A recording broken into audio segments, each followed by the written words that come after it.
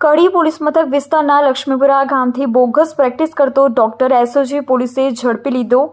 Retired ST કર્મચારી doctor બની દવાખાનું ચલાવતો હતો। 2 જણાની કરી અટકાયત।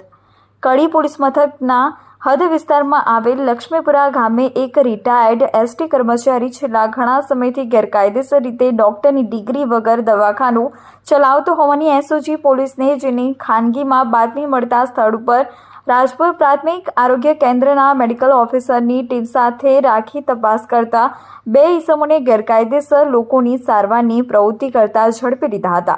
આ અંગેની મળતી માહિતી મુજબ એસઓજી પોલીસને જિલ્લા પોલીસ અધિક્ષકે આપેલી સૂચના અનુસાર પેટ્રોલિંગ કરી રહી હતી। તે દરમિયાન ખાનગી રાહે બાતમી મળી હતી કે મહેશભાઈ પટેલ નામના ઇસમ લક્ષ્મીપુરા ગામે ડોક્ટરની ડિગ્રી વગર ગેરકાયદેસર રીતે પરમિટ વગર દવાખાનું ચલાવી લોકોની સારવાર કરી રહ્યો છે।